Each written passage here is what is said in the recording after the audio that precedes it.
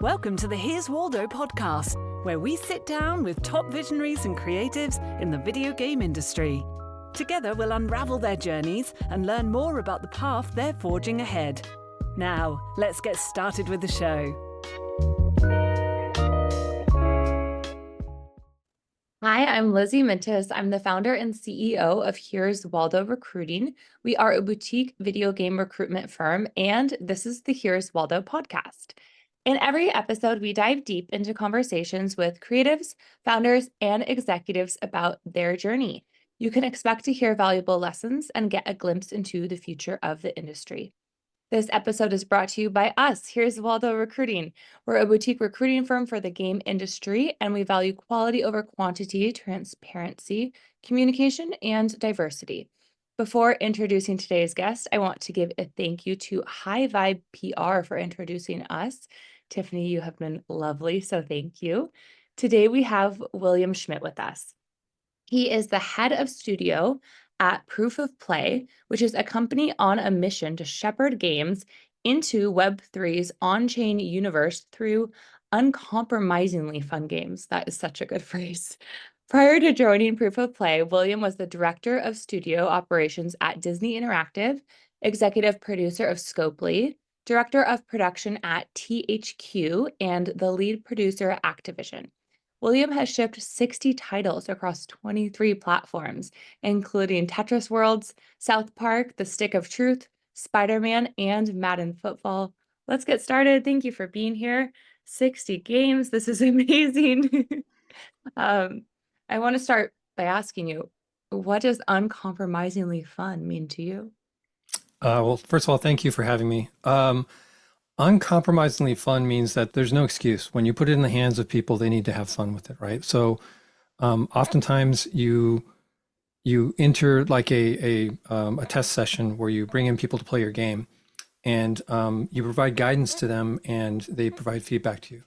The more guidance you provide to the person, the less of a chance that you're actually getting an honest review of your product.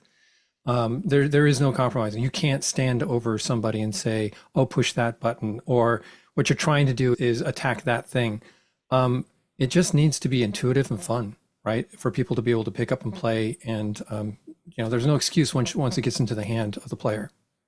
I could see how that'd be a really common mistake. Wait, do this, or you meant to do this, but obviously you won't be standing there when the game is released. Yeah, I've been in so many tests where I just want to say, no, just push that button. You'll get to what you're looking for. And UI and UX in general is such a complicated skill to learn.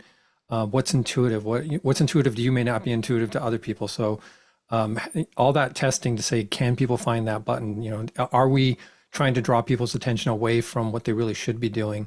Those are honest questions you have to ask yourself when you're making a game, or people just get lost, right? So, yeah, I guess a lot of it's being honest with yourself. And how are you creating this uncompromisingly fun at Proof of Play? Well, we're very honest with ourselves.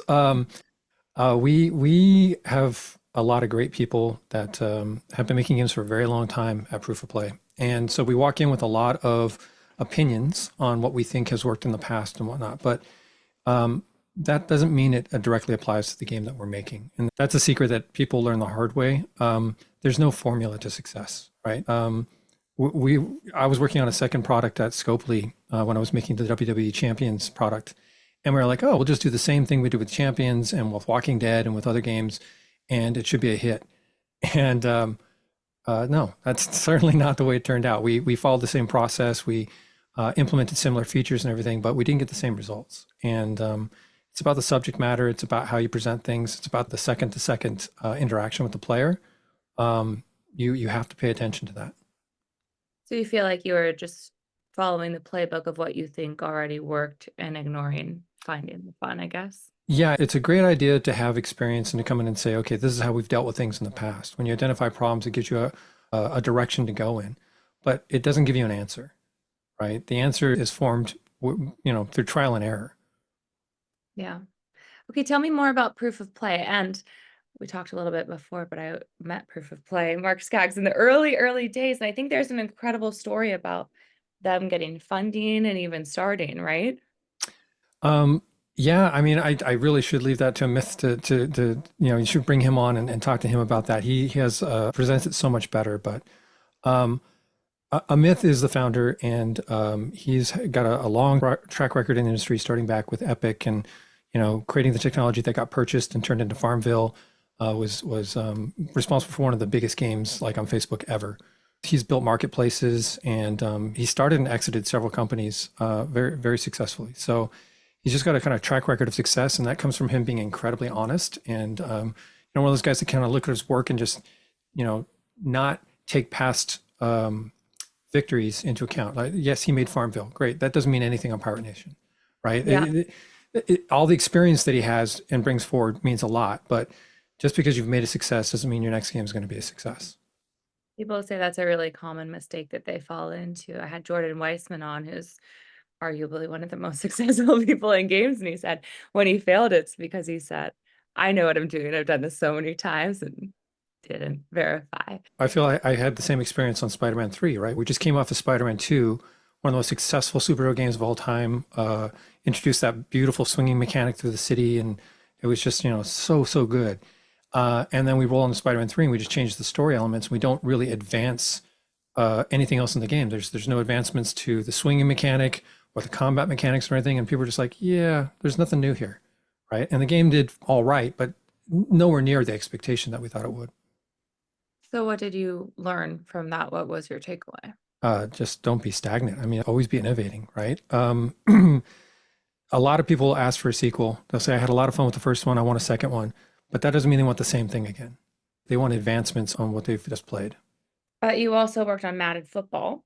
Yeah. And the EA sports games are pretty similar. Why do you think that works versus the Spider-Man? Well, the change is different. The change in Madden is the players, right? Like it has a built-in fandom, which is like, I want to play my team. I want to play these new players that are on my team, right? Or I want to build my dream team. So the feature innovation, which I was there when we were on the Sega Genesis, if I can date myself back that far, and we got rid of the passing windows. What a lot of people don't remember is back in the day on the Sega Genesis and the NES, when you snap the ball as a quarterback and drop back, 3 windows would pop up at the top showing your receivers running down the field. And we decided we're going to get rid of that and we're going to pull the camera back. And that was such a revolutionary change to the game. And that's one of the changes that made the game advance, right? Because it was getting stale. Every year they look for an advancement like that. Now, they don't always find one, right? But they have kind of the safety net behind them, which is new players have come in and the fans are going to carry forward from year to year. And I'm guilty. I skipped Maddens, right? I've skipped 1 or 2 Maddens and then rejoined it 3 years later. So because the innovation is slow, right? Yeah, but it is consistent. And yeah, that's a good point. Okay, tell me more about your game, your studio, Proof of Play, and the evolution of being in this completely new space. Yeah, so I will go on record saying I'm not a crypto bro. I'm not a NFT holder. Disclosure. Yeah. Like when I came in, I didn't even own a wallet 3 years ago. I looked at NFTs. I'm like, I'll just take a screenshot of it. I'm fine. I don't need to own the 70-digit code that says I'm the actual owner of it. Okay, and that is huge. I want to talk about this really quickly. So we did some recruiting for people in this space, and the response from gamers, this is my podcast, so I can say what I like, but we set up some messages and someone replied, NFT, no fucking thanks. And my team's like, oh my gosh, we have never had this response at all. So how did they approach you in a way that made you change your mind about it? So I was really skeptical of it. I was actually on my way back to Electronic Arts at the point. I had just interviewed with them for the first time. It came out the first interview. I was going to go back to work on UFC, which is my home. I did the UFC Undisputed Series, launched it at THQ and ran it through its sale to Electronic Arts. So I thought, oh, cool, I'll go back there and it'll be fun to rekindle that. I love mixed martial arts, and so that's going to be great. And then I get a call from Amit, and he's like, hey, have you ever considered this? And I'm like, Web3, NFTs, I don't know. And he's like, well, it started as that, but I don't think that's the game we actually want to make. We want to make an actual game. So I explored the space a little bit. I played a couple of games, or tried to play a couple of games. I will go through the friction of what I went through real quick to get into a game. I tried to get into a game, and the first thing they said is, okay, you need this coin.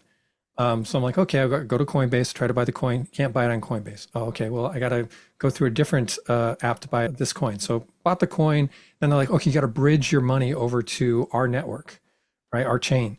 And I'm like, okay. And that takes time and it costs money. So I'm already out money going into the game. Then I need to set up on the network, and I get into their game. And then the first action I take in the game that's meaningful, a receipt comes up and says, hey, we're about to charge you a penny for this action.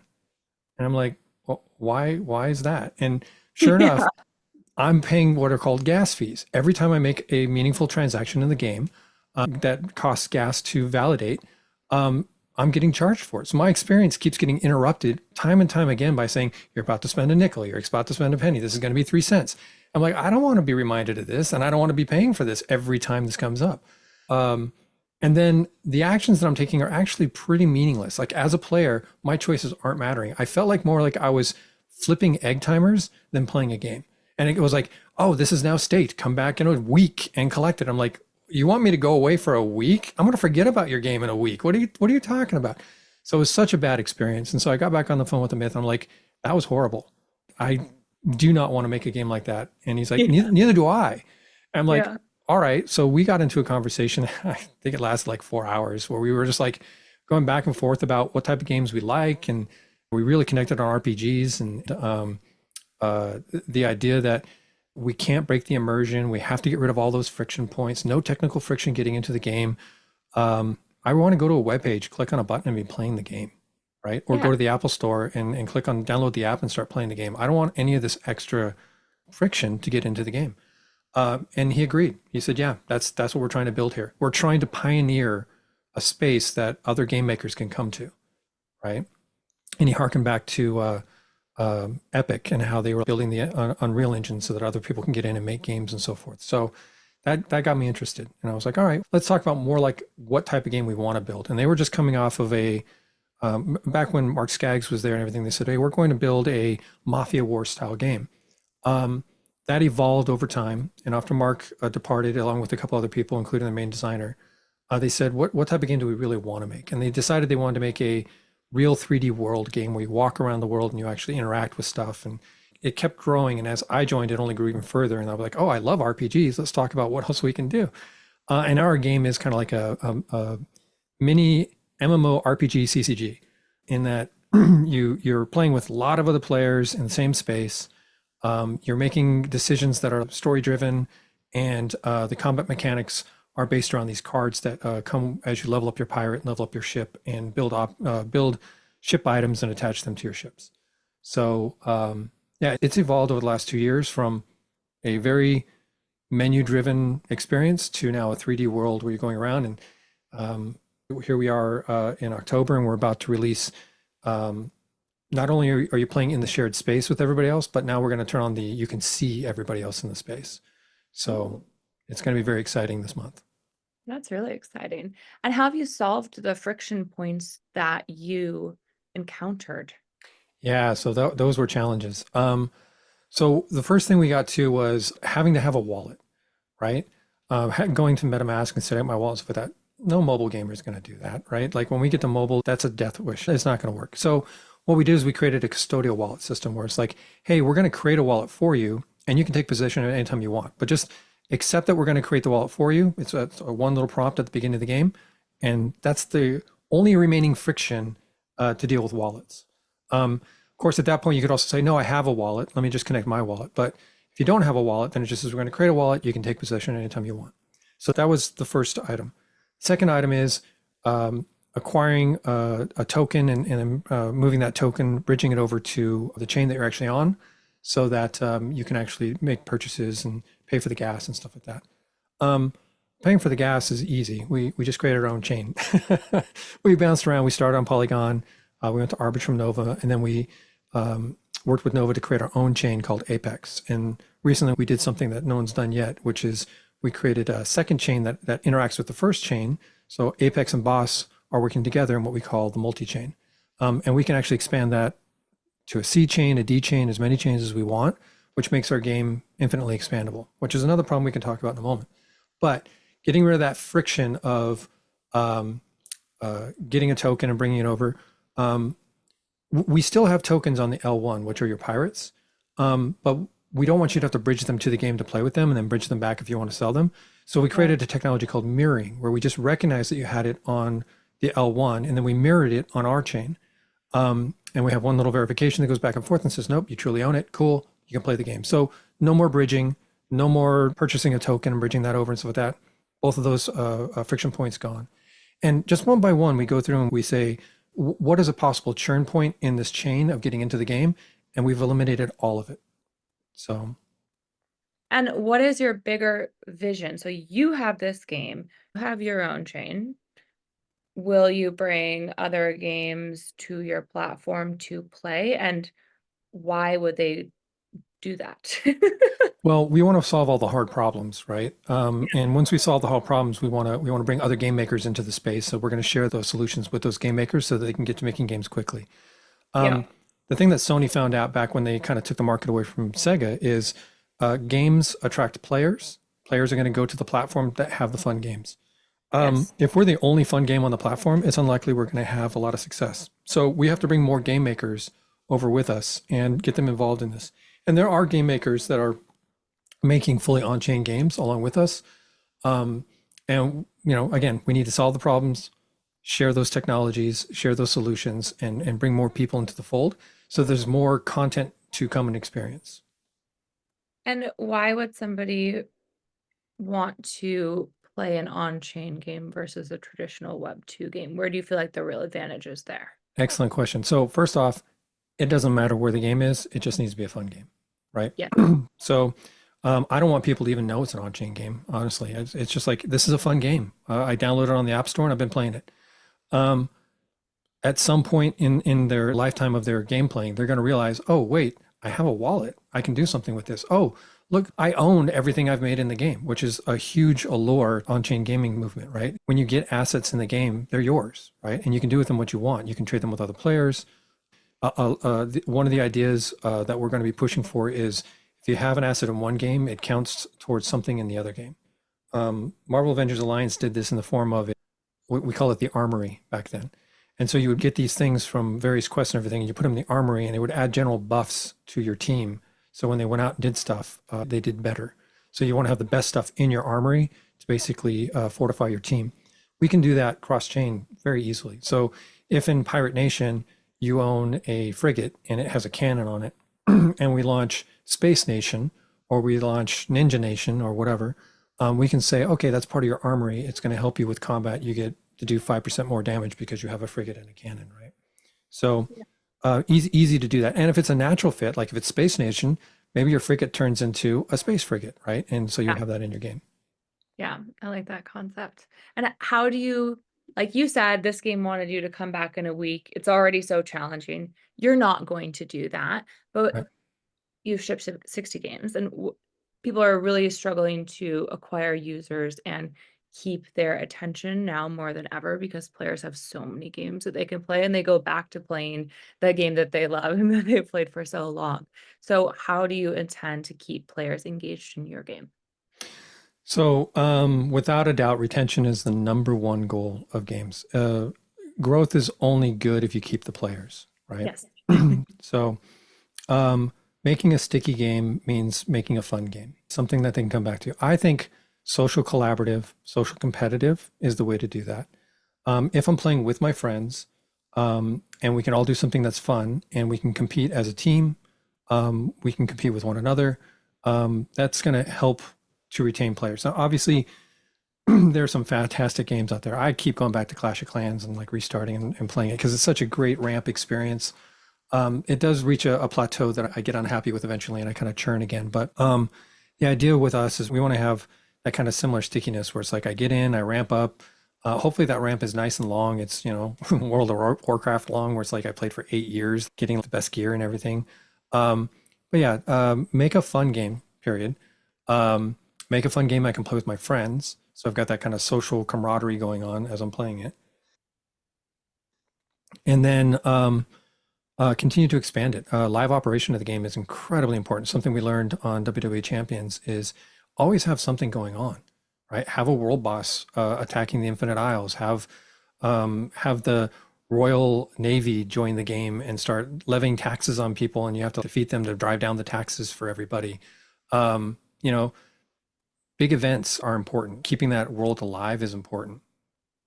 And how do you think about, I mean, you want to get to your launch, you want to see if people like it when you launch, but how do you plan the right amount of content? Because people go through it so quickly Oh yeah. for Well, your launch. there are two types of content. There's the one and done content, which are like normally events, right? So we did like a world boss event where the 3 kaiju sized sea monsters came and attacked the Infinite Isles, and players had 2 weeks to basically defeat as many of them as they could. They ended up taking down the megalodon we called Bruce. That's excellent. And it was a fun event, but it was a one-time event. It was one and done, right? We haven't run it again. That was like a 2-week event. Now, it set up a system that we will take advantage of in the future, and we will run it again with more different sea monsters and whatnot. But those are good sprinkles on top of the donut. But what's the donut? What is the big thing that you always come back for? You have to have systems in the game that are compelling and I don't want to say grindy, but something that you're going to repeat doing. Okay.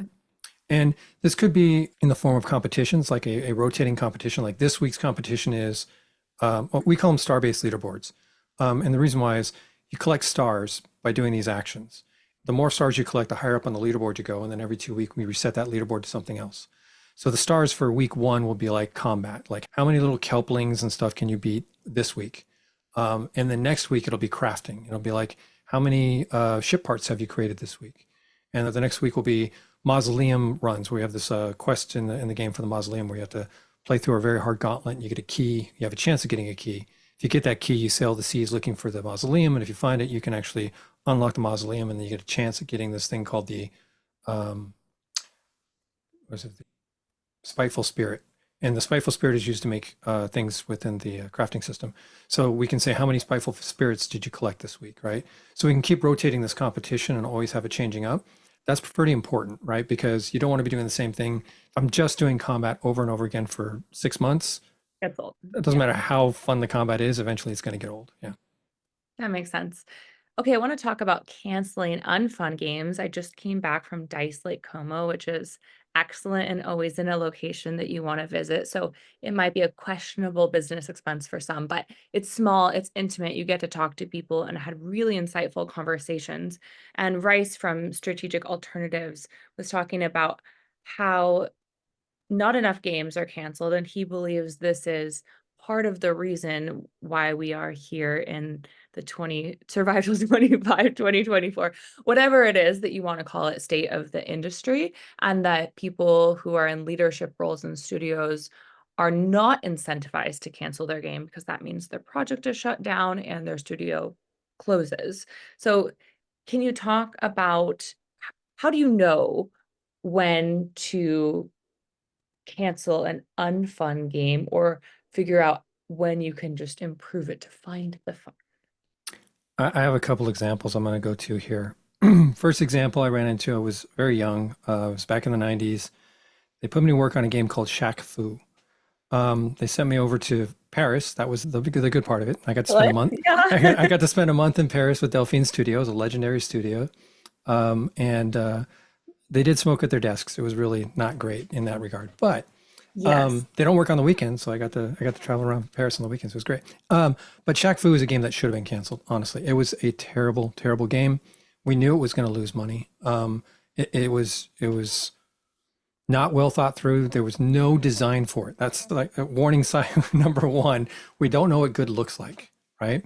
That's a phrase I use a lot. Know what good looks like. Like define early what it is you're trying to do, and then be honest with yourself. Did we actually reach that goal? With Shaq Fu, we did not. And eventually it was like, hey, we pre-sold X number of units. You have to get over there and just make sure the game ships. And it was definitely a business decision to ship that game. And we fulfilled like the orders and whatnot, but also created too many carts. I often joke that Redwood Shores campus of Electronic Arts is built on the foundation of Shaq Fu because they had that many carts left over. Oh, So it was not a great experience, but it was a great learning experience in that, wow, sometimes we need to track the game much earlier on. We need to find the fun very early in the process with a small team. That gives us the best chance of success. Don't start building out all the auxiliary systems, those tertiary systems, until you found the fun, right? you don't think you found the fun, but you continue to scale and ship to hit a deadline, or why was that decision made? Yeah, it was made. It was made because it was the game was being made on a formulaic format that Electronic Arts was stuck in back at the time, and that was back when they were shipping like 150 games a year, right? It was just like throw everything out there, something's going to work, right? I also worked on another dud called Jordan Chaos in the Windy City, where you went through. It was like a platform leveler, but you had different basketballs that had the elemental things like fire and ice and stuff like that, so you'd hit the enemies with it. But it was again not well thought out. They kind of just like Me Too'd a game based off of another game, and it was like it was just not great. But the sports games were great, and SSX Tricky was amazing. SSX and SSX Tricky was amazing. So, you know, how come those worked but Shaq Fu didn't, right? Yes. Because they actually found the fun in those games early. SSX Tricky became incredibly fun the first time you went down the slope, right? Then you knew you can build on top of that. I think Bungie was coined with find the 30 seconds of fun, right? The Halo team, where they're just like, it's so fun to run around as a Master Chief and just shoot things that we can build anything else onto this game and it'll be great, right? Yeah. So, and I've had most of my success in the games that I've shipped have been, it's been a fun game within the first 30 days before we tacked on everything else. UFC Undisputed was the same way, right? When we work on UFC Undisputed, we're in a pretty bad place in that we started working with Ukes, and Ukes was a great company at the time. They've been making the WWE games for consoles for a long time. We went over there and we said we want to make a mixed martial arts game. They instantly just slapped Chuck Liddell and Rampage Jackson's skins on wrestlers and put them in the same ring. And you know, they were stomping their feet when they were throwing punches and whatnot. We're like, that's not MMA. So we focused on getting what MMA felt like. And we actually took the team to Cobra Kai gym in Las Vegas and worked with Mark Lyman, who was the director there. And he taught us Brazilian Jiu-Jitsu and what it is we're trying to do on the ground. And it's all about transitions. And it starts with a standing game. And as soon as you can get the person to the ground, here's what you want to do. You want to take them through these positions to achieve full mount, to pound them out, right? And that kind of sank in with us. It's like, oh, that could be a fun experience. Let's prototype that. How quickly can we get that into the game? We got it in very quickly, and we played it. And we're like, that is a great experience. Like, not only do we have a good striking game, like we can do kickboxing and everything with striking, which having worked on Knockout Kings from long ago before that, I was like, okay, this is comparable. This is a fun experience that we're having. But now I want to take you to the ground, and I want you to be able to try to resist me taking you to the ground and transition to a half guard and go to full guard. You know, or you try to get me back into full guard. I try to get around to side control and into full mount. And probably the most genius thing was I listened to a lot of Joe Rogan at the time, and Joe Rogan is really knowledgeable when it comes to Brazilian Jiu-Jitsu and explaining how to shift weight and what the transition should look like. And if I get a hold of that arm now, I can pin it behind the guy and do this. And it was so eye-opening. Before then, I would watch mixed martial arts and I'd be like, Ollie went to the ground, I'm bored, I'm going to go get a beer. But after hearing that explanation, after going to Vegas and going through the classes, it all started making sense. And what I think the beauty of it is when Rogan was doing the announcements, announcing with Goldberg, these guys explained what action was happening on the ground and brought you into it. And you started to understand these things. So, sorry, I'm getting away from the point, which is finding that 30 seconds of fun. Those transitions were the fun part. Like me struggling against you to get into the next position was the fun part. And we had to make little twitch mechanics. And at the point, we called it the shine. You would like try to use the thumbstick and you'd rotate it. And however many contact points you made within, you know, a period of time, like 10 seconds, would be your success or fail ratio, whether or not you transitioned. It was a very simple action, but it was so rewarding when it happened on the screen that it was fun, right? You think it's fun and your team thinks it's fun, but then you have to validate. Yeah. Have you ever had an instance where you're like, yes, we found the fun, we love this, and then you have a lot of playtesters come in and they're not finding the fun that you found? Only about 75% of the time. So Yeah, especially when you're working on like your first person shooter or your first RPG or something, you're like, this is what I remember from playing RPGs that I really liked about it. But then you're like, this is actually pretty boring when you watch somebody else do it, Yeah. right? So, yeah, usability testing is great, and I suggest people do it very early. Disney had a great saying, which is fail fast, right? That's where I learned the whole fail fast theory. And it's build a prototype, just get it operational. Don't worry about the bells and whistles. Don't even worry about the look of the game, right? Put it in front of people and see if it behaves the way you expect it to. And then make the changes with that small group of 4 or 5 people until you lock it in and say, yeah, that works. Everybody seems to be having fun with it. And you know it's fun because they start asking if they can play it again.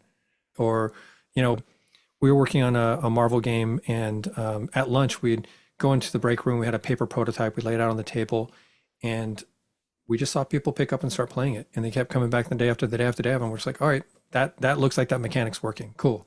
Let's introduce a couple more rules and see if we can push this further, right? So Someone at Dice said they knew their game was fun because somebody broke their hand or their arm, but they couldn't stop playing the game. yeah, no. But yeah. And then what about dealing with team morale? I mean, I'm sure there are some instances where you're further than you would like, and you have to make major changes, cancel the game. I mean, something goes wrong inevitably a lot of the time. How do you deal with that for stakeholders in the team? That's rough. I think it's about setting expectations early, right? Telling people that we're doing something hard, telling them that we're going to fail. And here's how we deal with failure, and teaching people that, especially young people that come in, they don't understand that failure is a great learning opportunity. They just take failure as failure, right? But failure is only failure if you don't learn from it. I like that. I think that's a good rule of life. One of my good friends has a severely autistic son and always talks about how she makes all these systems for him. Hey, I'm gonna pick you up from school tomorrow, and after that, we're gonna go to the store and do this. But she said she just translates that to everything in her life because everybody wants to know what may happen so they can mentally prepare for it.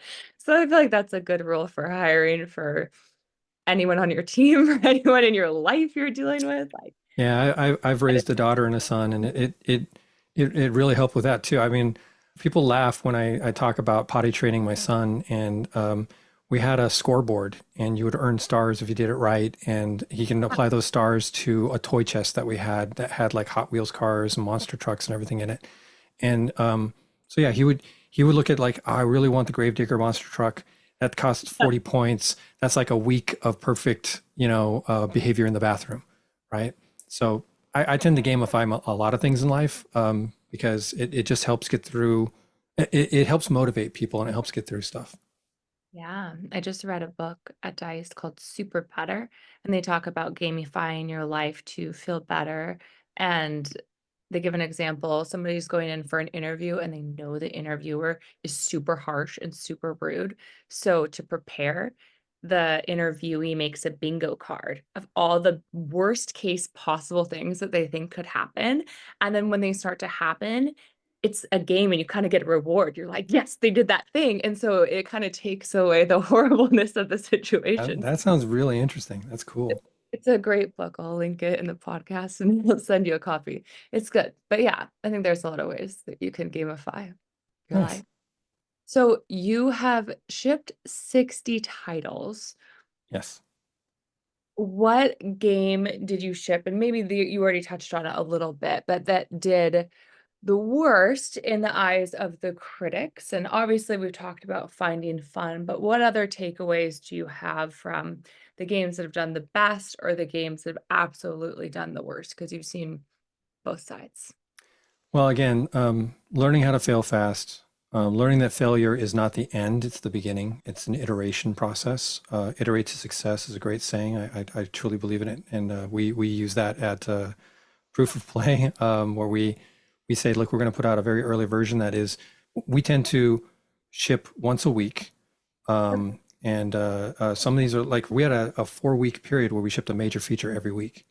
And the way we can do that is we ship the basis of the feature. We don't ship a fully fleshed out version of it.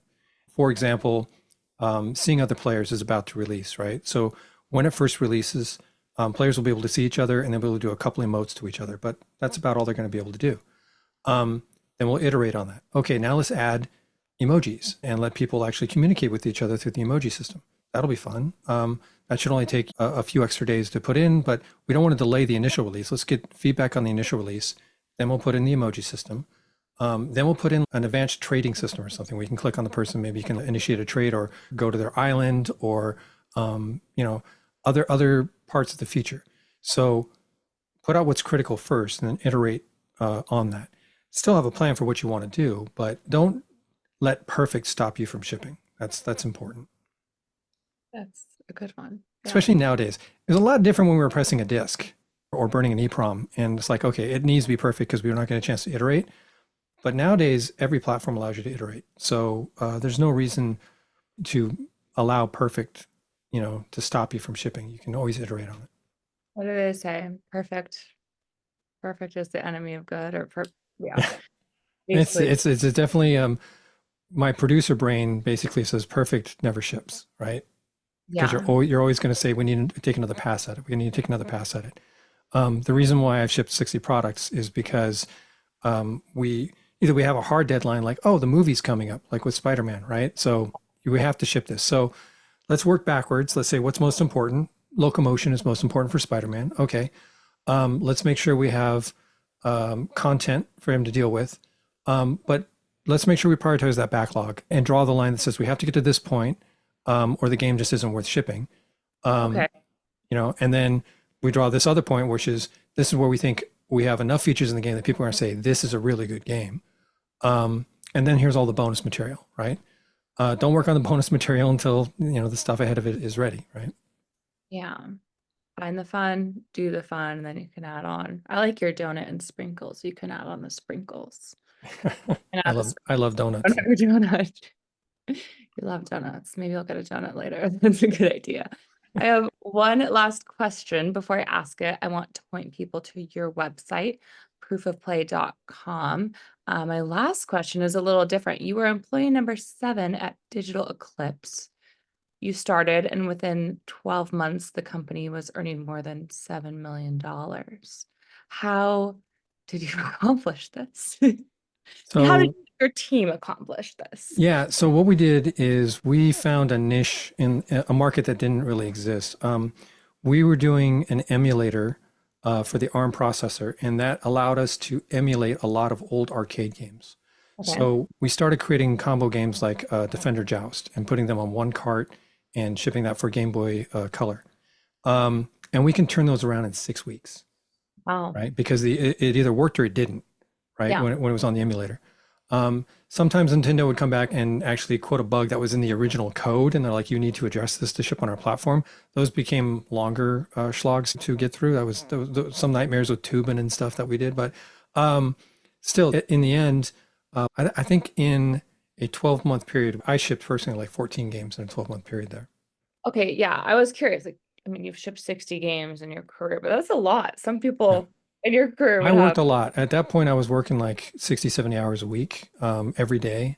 I remember getting a call from the owner at one point saying, you can't take the Sunday off. I'm like, there's football on. I'm going to sit down and watch football for today, and I'll be in tomorrow. He's like, no, Mortal Kombat has to go out, and, it's got to go out next week. And this is where I learned a lot about how to treat people in a company. And not surprisingly, I started my own company directly after Digital Eclipse because Digital Eclipse turned out to be quite the grindhouse. And it was an experience of how not to treat your employees.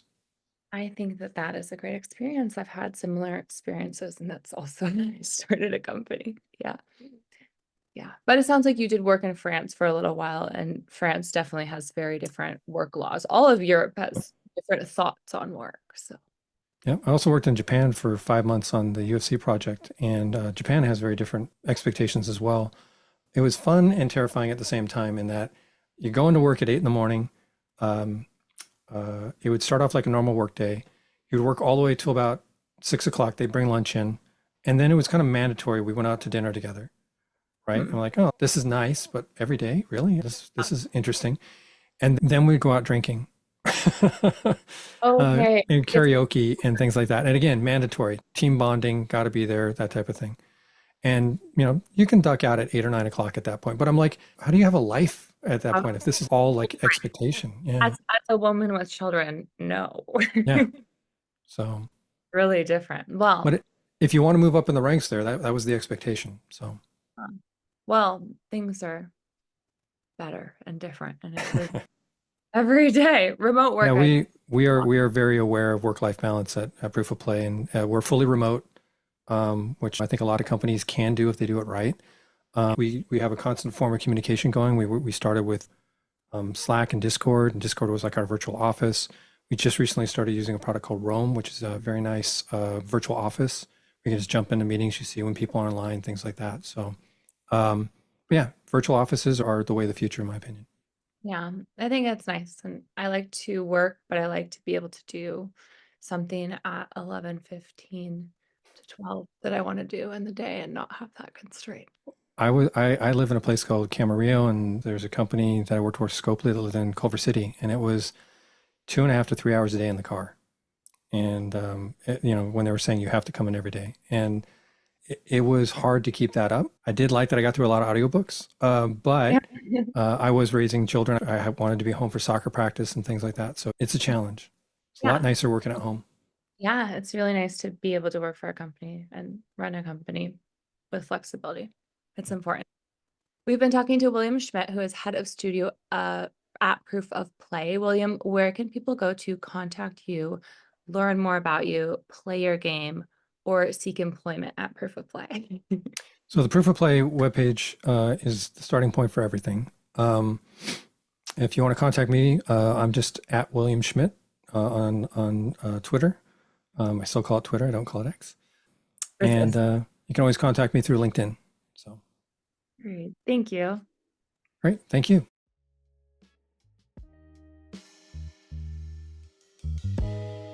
Thanks so much for listening to the show this week.